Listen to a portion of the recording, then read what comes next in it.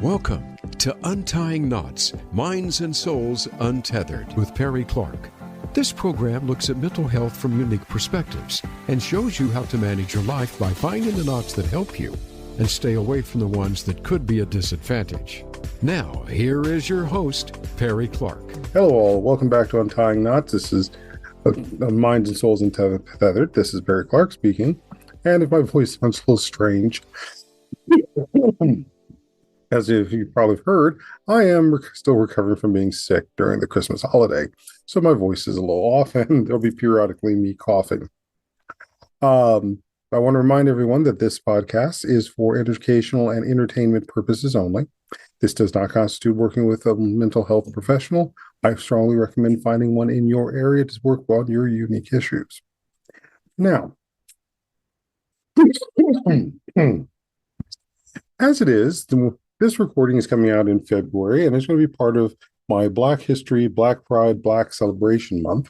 And I'm going to introduce you to a gentleman that I met while working with one of our other past guests, Dr. Eric Fitzendruin. And he had a conference, a seminar talking about men's health, and to launch his book, which is sitting here, The Better Man, Guide to Consent and Stronger Relationships and Hotter Sex. So my fellow guest here was one of the members of our summit. And while what they spoke about moved me quite a bit, that it's like, oh, I need to have him on the show as well. So I would like you all to meet Dxtr Spitz. Was raised in Prince George County, Maryland. His curious mind led him to become a jack of all trades as a science engineer, musician, spoken word artist, and entrepreneur. He relocated to Chicago in 2014 after graduating from Virginia Tech, where he got his degree as a material science engineer and met his mentor, Dr. Nikki Giovanni.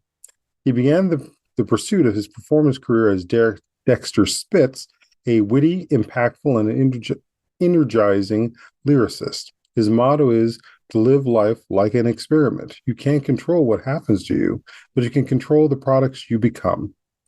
He explores the experimental themes in his multi-sensory performances. His a cappella, spoken word, and keynotes have brought crowds to tears while teaching inspirational deep life lessons. He most recently launched a movement called How Men Cry, which is changing the narrative around men's relationship to vulnerability and mental health, with the intention of making compassion contagious. Dxtr, welcome to Untying Knots. Hello. Thank you for having me. It's been a long time coming, so glad we got to make it happen. Yeah, scheduling, and perfect that it happens to be for February. Mm-hmm.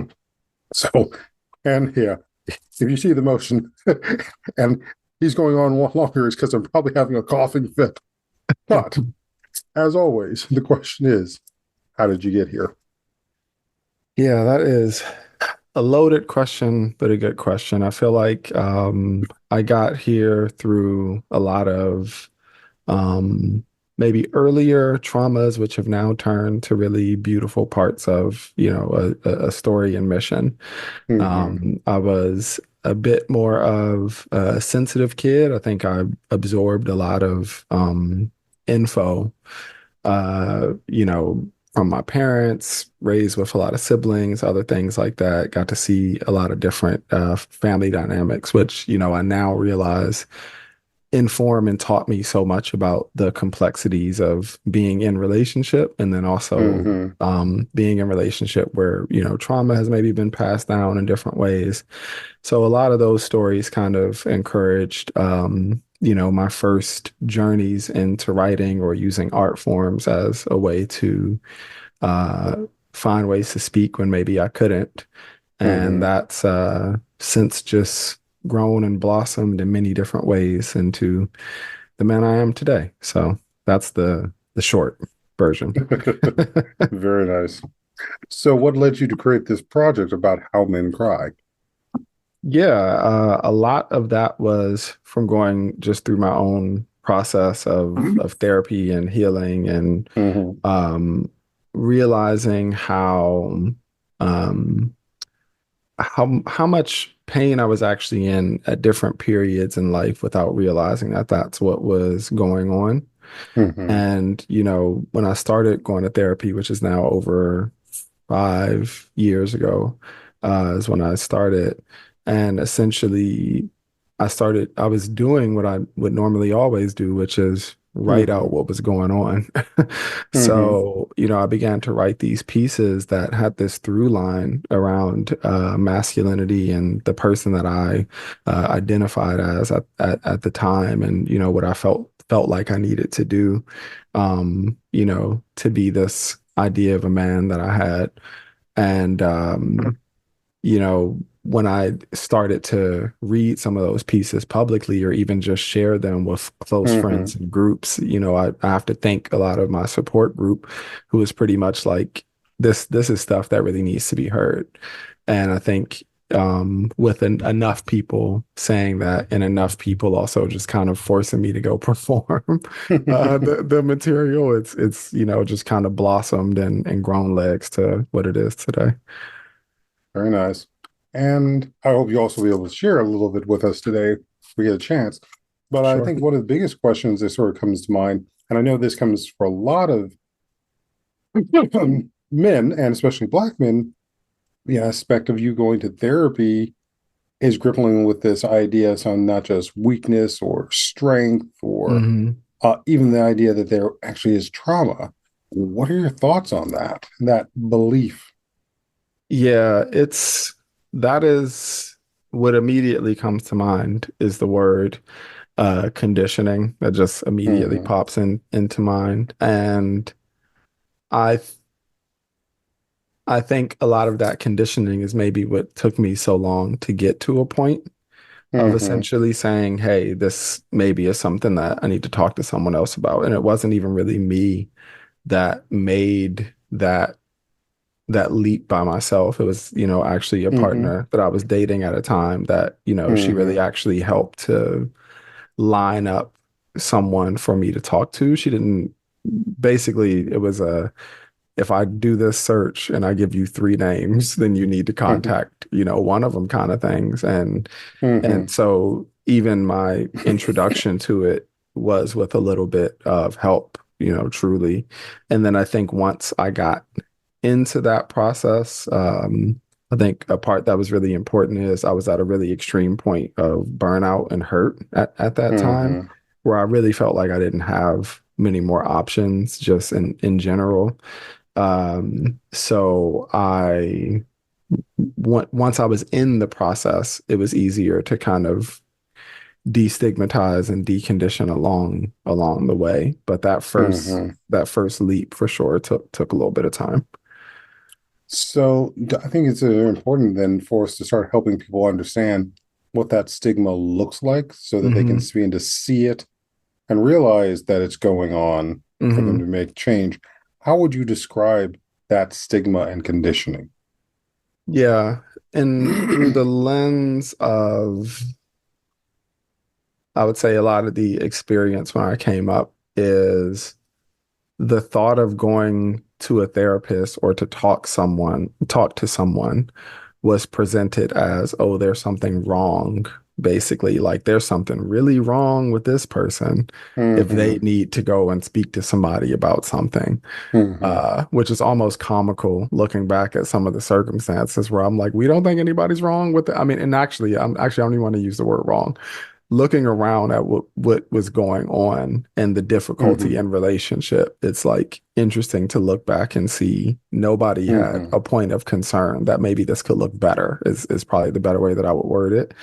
But Hmm. that's the first, piece of it is something's wrong with you. And then I think on the flip side of that in particular, for a lot of the male narratives, it is our the idea of vulnerability in any type of way is kind of shunned and looked at as a negative.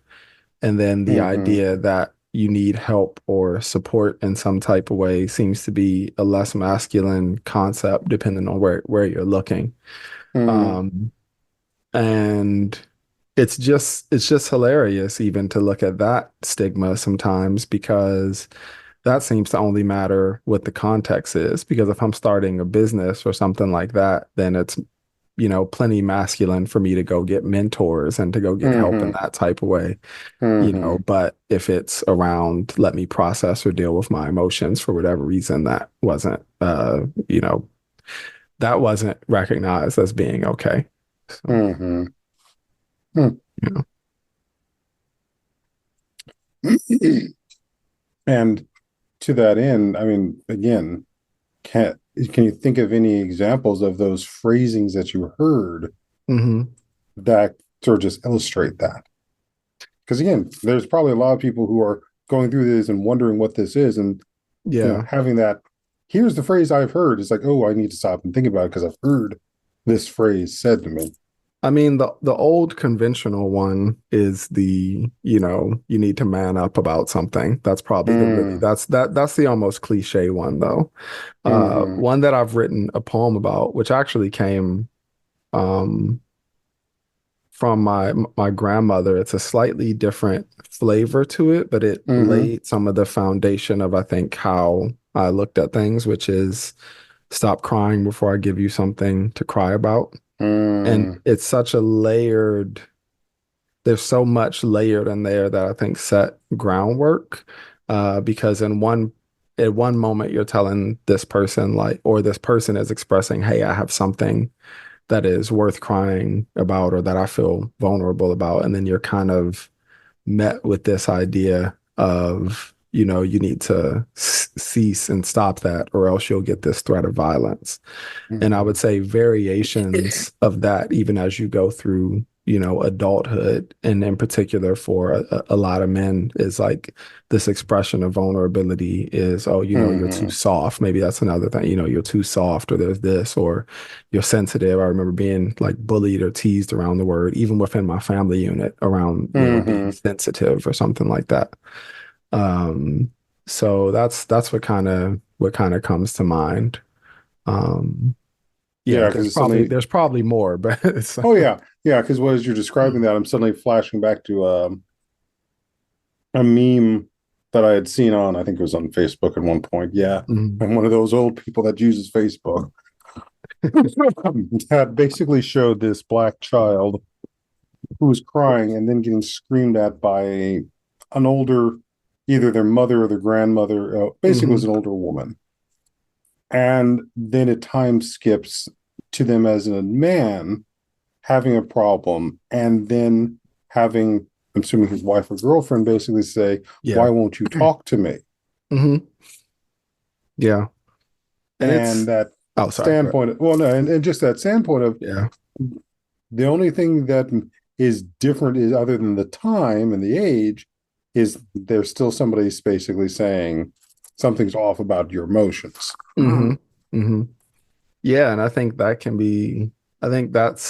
it's a multi-layered experience that I think a lot of, men have had in that particular meme, or circumstance, is like there. And I think that's why I was saying there's so much complexity to our Mm-hmm. early relationships sometimes, where that Mm-hmm. was more of the circumstance. My mother and her mother, for that matter, and I would imagine her mother, were the more verbally, aggressive, Mm-hmm. like hands down. And my Mm-hmm. father was more kind of removed in certain ways. Mm-hmm. And, but it is like a valid point where in your early life circumstances, if this is how you're learning to relate, or even the observation of, the personality of the mother and father interacting and Mm-hmm. seeing how they interact. And then I grow Mm-hmm. up, looking more like this male figure. And by the time I get into a real relationship where it's necessary for me to be vulnerable for it to work, it's like the skill set isn't even Oh yeah. there, or the shutdown is there. Oh yeah, yeah, yeah, very much. I know that's something I speak with, especially when I do couples work, is the aspect of what did your parents' relationship with each other look Yeah, like, and how is that mirroring in your relationship with your partner now? yeah, totally. Yeah. So, and we also say this with full respect to our sisters out there. Hmm. We love you, we respect you, but we're not us. But this is an issue that's affecting all of us, Oh yeah. not just one. Yeah, yeah. And anyone, and I'm glad you even said that too, is like I think part of the climate of right now is it's everything is very combative. I think sometimes where Mm-hmm. it's like if you say anything for one group, then you're anti the other group or this, and that. Mm-hmm. That's not really what I'm here for. I'll Mm-hmm. just say that. Mm-hmm. And a lot of the times I'm like, if you look at what's happening trauma-wise, that could have just as easily been my father being, the Mm-hmm. person who it happened to be my circumstance. Mm-hmm. But, just saying anybody can be passing down circumstances of trauma. And I think one of the best things we can do is maybe add a little compassion to the conversation of whatever the Mm-hmm. experience was. Let's, try to address that. And it doesn't have to be to demonize a group, but it is, there are things for sure within the culture where you do see some of these themes and this trauma and this wounding passed down looking differently, between genders and other stuff. And it's really messy and it's tricky and it's also very painful for a lot of people. So if you hit on one, Mm-hmm. nerve, you tend to hit on others. So, yeah. Yeah, and especially too when we've turned it into entertainment. Oh my God. If anyone out there, I'm very tired of it is popularized to have Mm-hmm. internal and emotional discomfort and point it towards somebody. We're doing it all the time. Mm-hmm. That's my biggest pushback on social media, I think in general. Is like it's not really established to be let's have an open platform of community discussion. This has hit a different level, and I don't really think it's productive often. So Mm-hmm.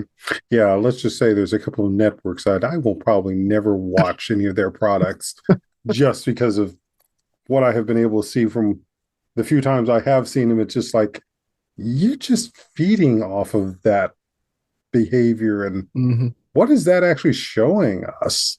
Yeah. And it's not as I would say back in the day, maybe it was easier to see more of the propaganda or some of those other things, but quite a Mm-hmm. bit. And I don't mean to over demonize, media companies either, but I'll just say there's quite a bit that it's a business. It's a Mm-hmm. business. And I think normal news is boring to us, Mm-hmm. or Mm-hmm. maybe has kind of hit that realm where I would just say when consuming anything, remember that somebody is fighting for your attention quite Mm-hmm. often, you know. And one of the big things we know, I say, especially when we talk about with kids, but I think this is also fair for adults, is Hmm. that good attention, bad attention, it's still attention. Yep, to absolutely agree. Yeah. So, and there are very much adults out there who will go seeking attention and use all the bad methods to get Hmm. it, Yeah, agreed. which I think makes it all the more important your message about how men cry and why men cry. Hmm. So, what is that structured like? How are people using that hashtag? Yeah. So when I think of how men cry, I'm not really talking about physical tears. A lot of the time I'm talking about these different pathways that we can cry out from unprocessed pain and trauma points. And a lot of the times that can be from, or it'll be some of the things that we turn to when we're actually really feeling pain. So in my case, for instance, is issues with, substances, issues within relationship, things like self-harm, all of these type of things where maybe it's not conventionally welcomed for me to cry tears, but Mm-hmm. it's coming out somewhere. So, what we're working on doing is spreading the messaging and awareness that in a nutshell is Mm-hmm. destigmatizing the way we look at men's mental health and then just destigmatizing talking about mental health as a whole because it really is interwoven. Like there's the part with this being in relation to men, but that's really just a drop in the bucket of this bigger conversation around mental Mm-hmm. health. So one thing is the messaging that we're spreading. Sometimes I use my artwork and craft to do that. And then on the flip side of that, we're looking to provide more and more spaces for men to come together and be able to be Hmm. vulnerable and heal in community and see one another and see some of these parallel experiences that we're talking about. Hmm. So, Very nice. Yeah, very true. And that's part of how they can connect with when they use the hashtag, those connecting points. yeah, I would say if you were gonna hashtag how men cry. We had a campaign going for a while where you could hold up a sign that said, I cried when, and just tell a Hmm. story, around crying, whether that's literal or physical tears. And I would say really just any expression of vulnerability and maybe destigmatizing, Hmm. just talking about mental health more openly, being okay with Hmm. asking for help, being okay with saying, hey, this is a moment that I'm struggling, or even some of the celebrations of it. Hey, I just started therapy or this kind of healing journey. It's Hmm. been really awesome to have not as much publicly, but um, you know, several occasions I've had guys just reach out and talk about how they've been able to start processes of therapy from some of the work that we're doing. So it's really Very awesome. nice. Very nice. Well, I hate to put you on the spot here, but mind spin some rhymes? Let's see. I could pull up something. Let me see. Well, What maybe kind of well, how something much that fits what we just what we just finished with, how maybe. much how much time you got? Do you want like a full piece? What are you thinking? We got about 5 to 6 minutes before we need to go to break, so Let's we say. open go over there. Uh okay, I have one for you. Hmm. Um in my opinion, my mother is the greatest cook in the entire world. She can craft any dish regardless of culture or technique, and every once in a while she would entrust me with the task of helping out in the kitchen, and to this day I love to cook. Jordy, she would say, Jordan's my government name. Jordy, she would say, watch the pot on the stove. It's just water boiling, but you need to watch it and stop it before it boils over. See, it's funny how that works. Something as simple as a few drops of water can go from being a calm bringer of life to a scorching disaster. Imagine if the top couldn't pop off the pot, it would boil until the pot exploded. See, a few drops of water used to pour down my face before I learned how to hold them back, suppress the thought, get distracted, simply stop paying attention. See, I hope you know it won't make the pain go away. When I got into my first fist fight, I got my ass whipped. I didn't even throw a punch. I don't know if it was from fear or shock to add insult to injury. He bunny hopped with his bike and landed on mine as he rode away. I felt so much anger that I could punch through a wall. I breathed so hard, huffing and puffing, feeling the internal steam starting to rise until the tears formed at the corner of my eyes, not because of the fight, but because he used to be my friend, and it hurt. And instead of letting the tears fall, I would much rather wipe them away, suppress the thought, get distracted, simply stop paying attention. See, I hope you know it won't make the pain go away. Fast forward to my first kiss. It was at the end of school. One of the cutest girls that was actually popular too liked me, and I mean the old me with the fearful, anxious mind. See, we stood in front of the school after classes ended and we kissed. Time stood still. Shortly after, a sea of oohs erupted.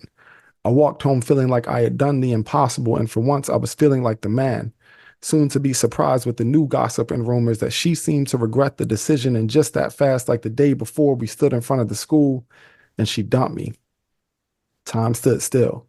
Shortly after, a sea of oohs erupted. I walked home feeling like I never wanted to feel that feeling again. I felt so much anger that I could punch through a wall. I breathed so hard, huffing and puffing, feeling the internal steam starting to rise until the tears formed at the corner of my eyes, not because of all the eyes watching, but because I liked her. And it hurt.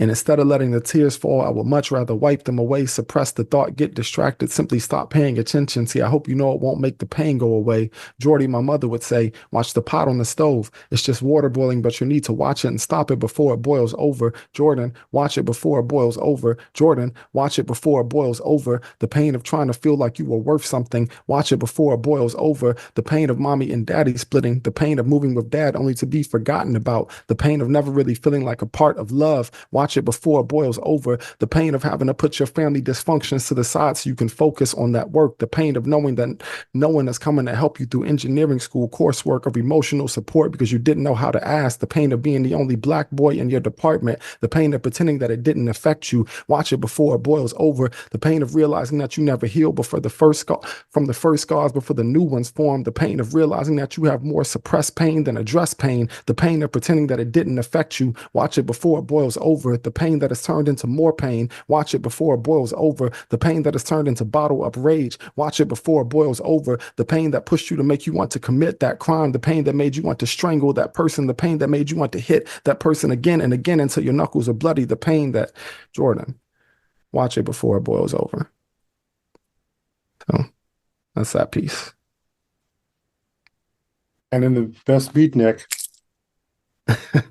Appreciate it. Well, I think that's, yeah. No, yeah. finish what you're saying. Well, yeah, and that's I think one of the ways to articulate a lot of the times if we're not processing or speaking through what's going on internally, we get to these points of held in pressure, and then the worst case scenario, see these kind of bursts. So those are the things that we're working on, normalizing, talking about just that whole setup. Mm-hmm. Very much so. And I think this is a perfect place for us to take a break, folks, as you let these rhymes, these words, these experiences soak in. So I'm Perry Clark, licensed marriage and family therapist, here with Dxtr Spitz, spoken word artist, entrepreneur, scientist, and engineer. We'll be back for more here on Untying Knots, Minds and Souls Untethered. Stay tuned, folks.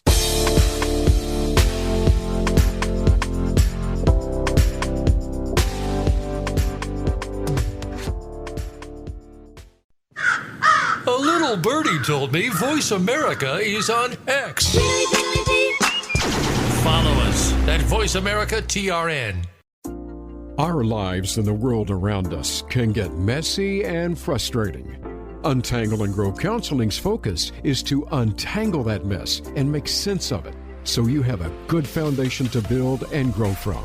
Visit us on the web at untangleandgrowcounseling.com. Perry Clark offers individual psychotherapy, couples and family therapy, and adolescence therapy from a variety of coping materials and resources. Visit untangleandgrowcounseling.com for more information. Tune in to the Voice America Variety channel on the Voice America Talk Radio Network. Voice America Variety broadcasts a diverse array of topics, reaching a global community.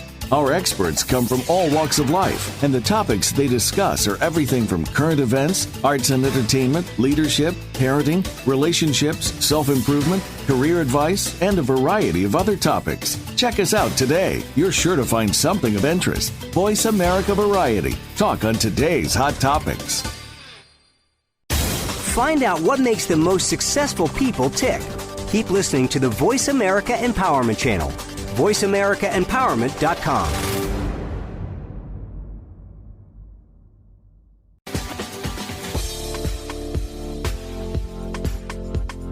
You are listening to Untying Knots, Minds and Souls Untethered.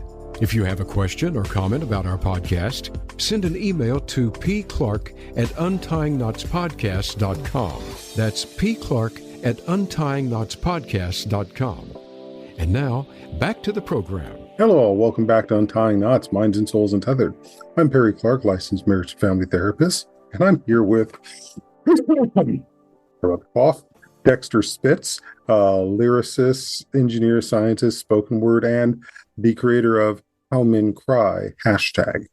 So we've talked a bit about how you've gone to therapy, and I'm curious, and if you're willing, what if you were to create a spoken word around that process of dealing with therapy and what you encountered in it, what might you create?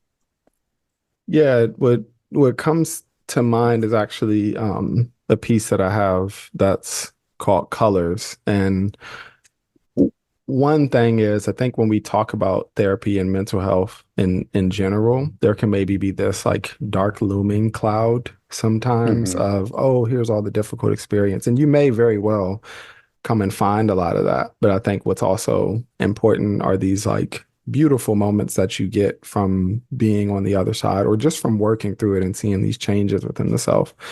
So in this piece, Colors, I'm actually having a conversation, with my therapist, um, where he has this line essentially that says, you know where you've been, but you're healing from that. So who do you want to be now? And my response in connection with that question is that I want to be this painter, which is basically like taking all of these different colors, that I've described within the poems of maybe, rage and anger being this red, or, this blue being depression, whatever it may be, and kind of combining these things together to start to paint different pictures for myself. Because I think that's kind of the beautiful thing of doing more of that work, is then you have more agency and it's not so, compulsive. Because I would say, honestly, before going through a process of therapy, it sounds crazy, but the first 30 something years of my life seemed to be pretty much compulsive response. I mean, I'm sure there was thought and mindfulness there to some extent, but having a better understanding of myself now and in comparison, it's like, wow, I think I was on autopilot. No, I get exactly what you're saying. It's one of the things that I know I was talking with some clients about this and others, because I know there's this aspect of, if we look at the human lifespan as being 100 years, roughly, I mean, give or take, whether you, like 80 to 100 years is the average human lifespan. The first 20 years or so of that lifespan is spent growing up and getting everything that experience has for you. Yeah.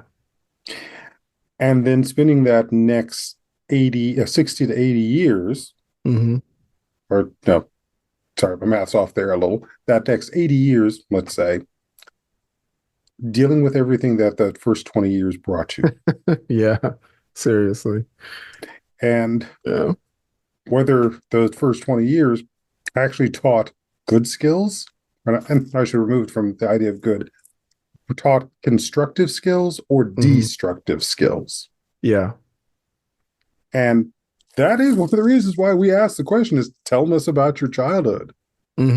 What you're going through now is patterns that got established before you sat down in this office. Yeah. And do you want to keep that pattern, or do you want to change that pattern?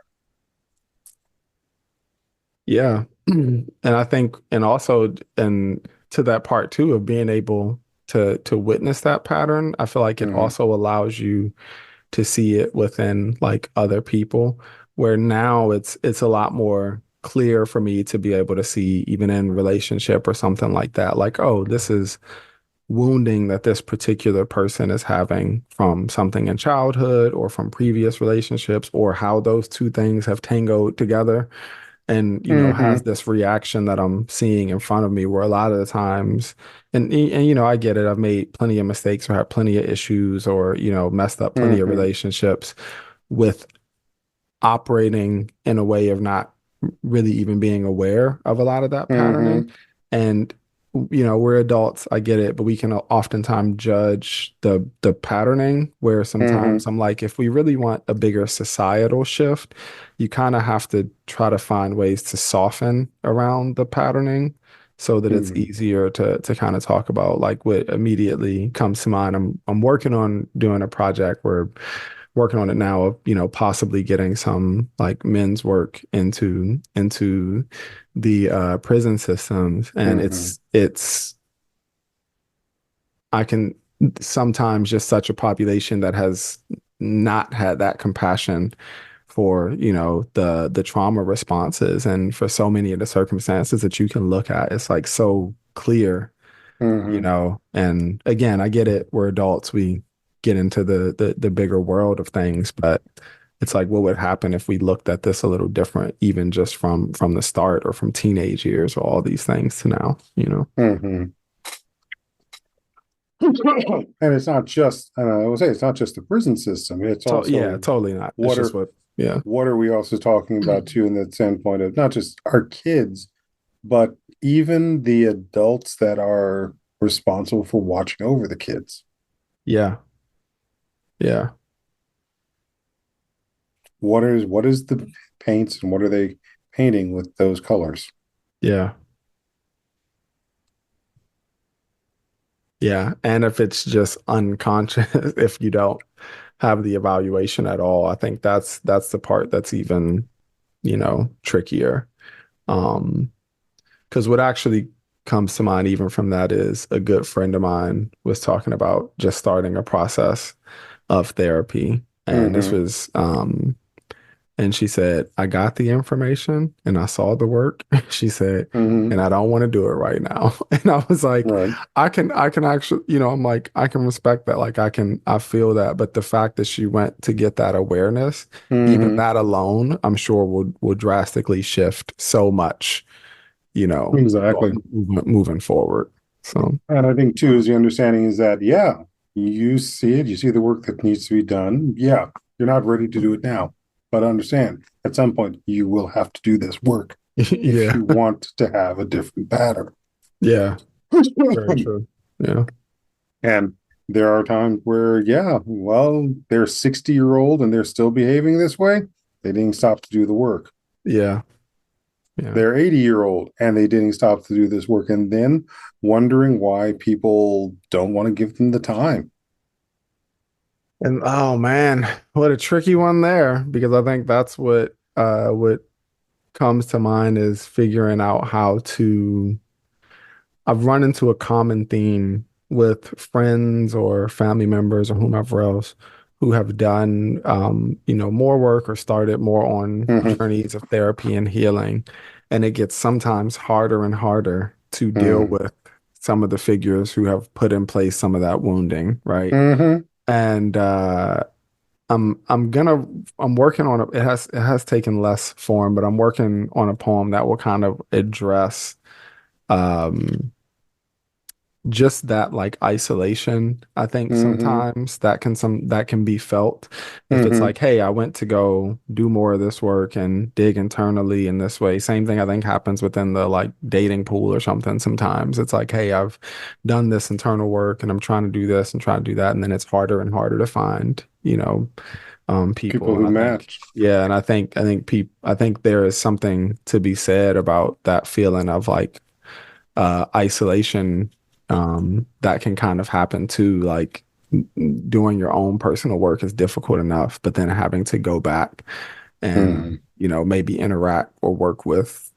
some of those earlier figures. And I think that's one of the things that keeps me motivated is I do not want to essentially become this older version of myself that's just in toxic patterns forever. It's Right. just that's probably my biggest fear at this point. Which becomes also that problem of those older figures who have been part of that, cause of that, are so trapped in Hmm. those toxic behaviors and those toxic thinking. And also in those ways was that they are wounded, but they have become so armored or Hmm. Hmm. calloused or unable to conceptualize that maybe they need to do something different. Yeah. Yeah. And then they're feeding that crap that because they couldn't change, why should you? Hmm.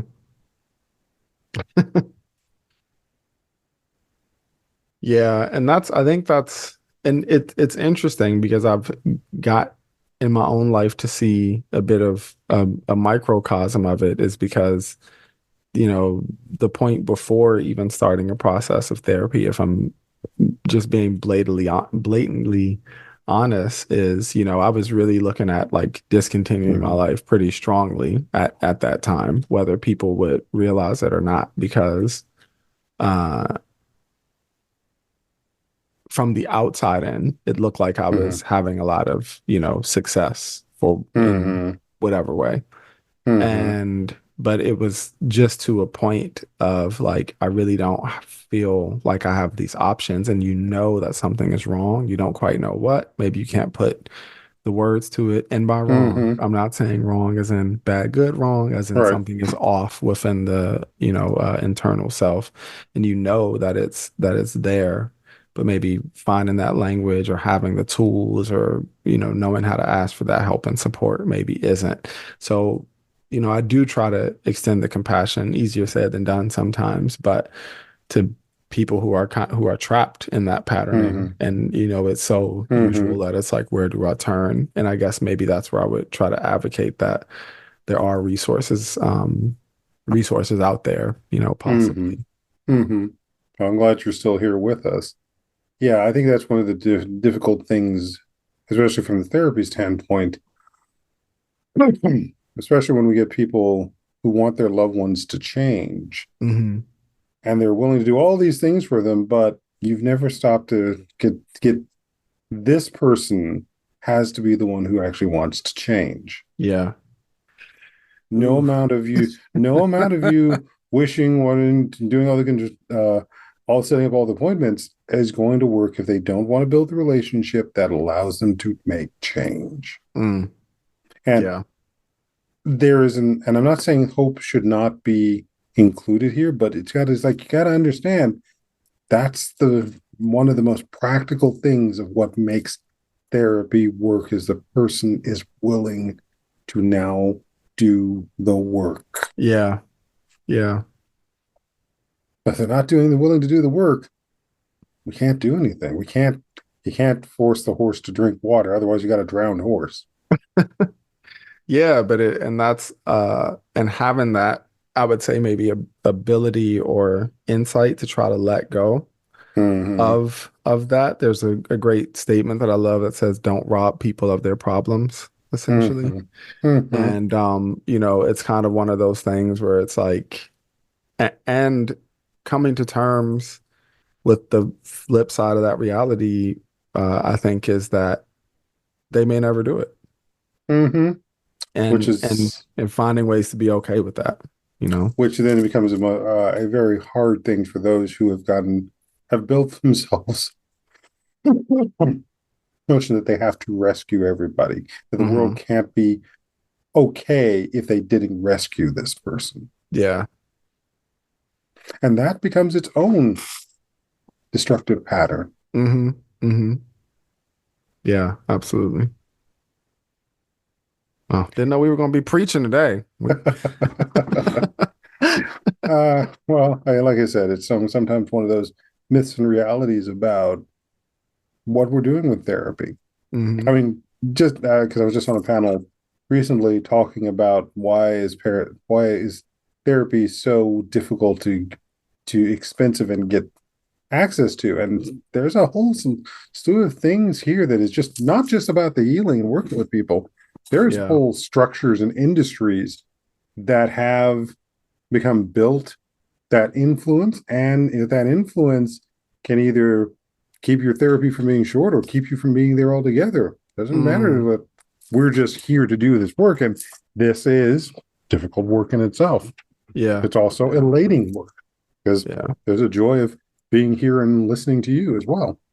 Yeah, and I think that's one thing that I also would say I try to have compassion for, which is tricky, is that the accessibility is still an issue, which is why I try to not take, like, I am a big advocate, of course, for therapy as well, but the accessibility can be tricky. And so, for instance, one of the things that we try to do with our men's retreats in particular is we try to make it accessible enough, where I have more like sliding scales of things where people can attend or stuff.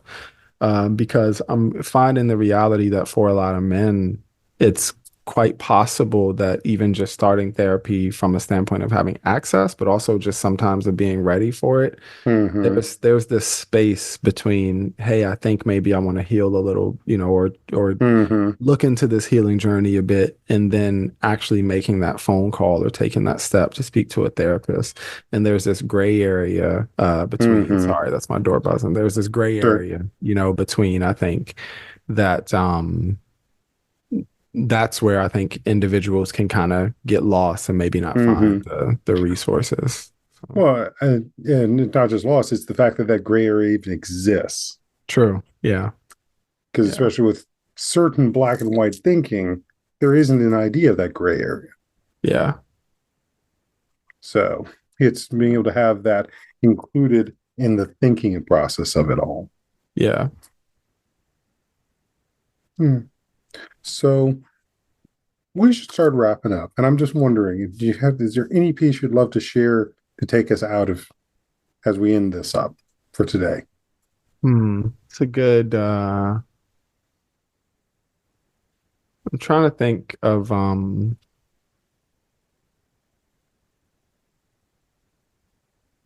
it's kind of like a segment of one that kind of that like comes to mind. I'm thinking if I have this whole poem on memory. I know I have the last back end of it. Um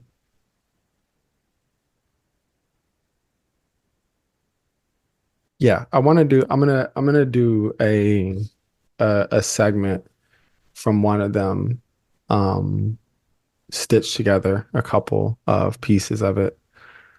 And it's that a 7-year-old boy made his home inside a castle. He didn't ask to be placed there. He did it to survive. He could have really used a hug. He could have really used some love. He laid the foundation brick by brick. So one part of that is essentially describing in this childhood wounding how we can create these systems of protection for ourselves that'll follow us into our life and perpetuate, so much of who we can become.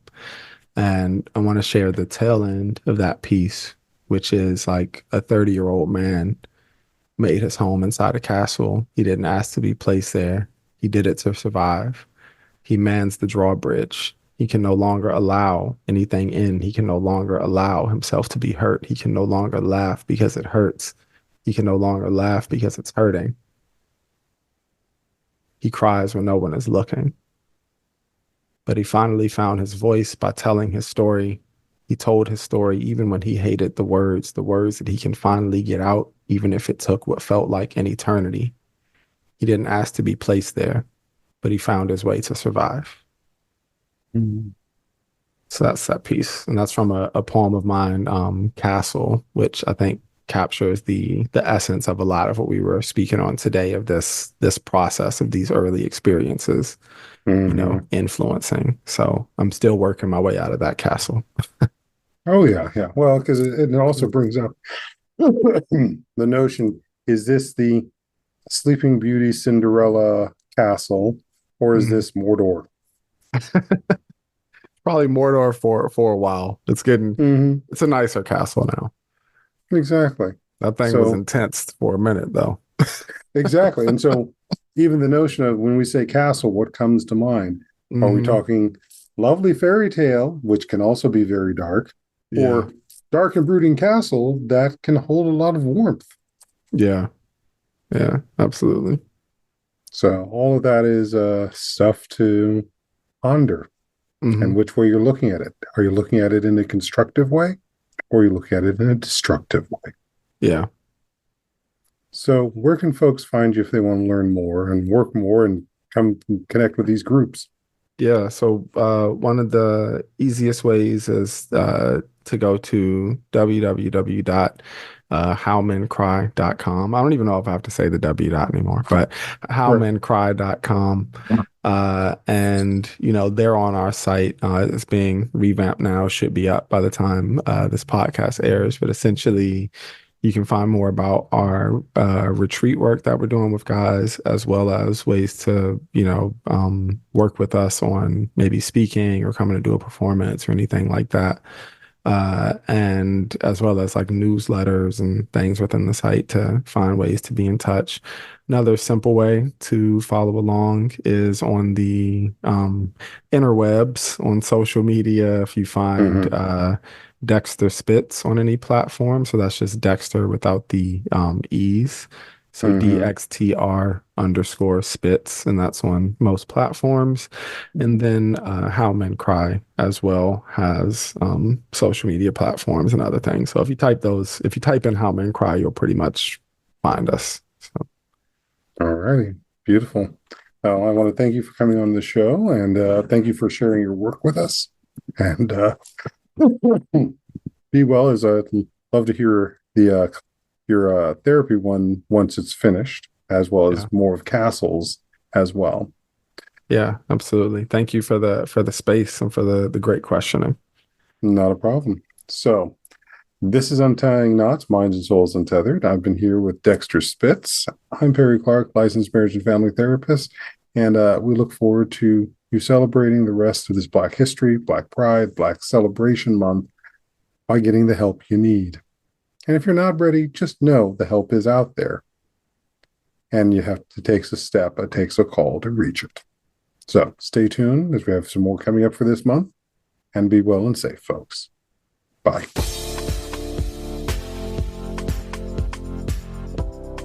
Thank you for tuning in for Untying Knots, Minds and Souls Untethered. Be sure to join your host, Perry Clark, for another episode on the podcast coming soon on the Voice America Empowerment Channel.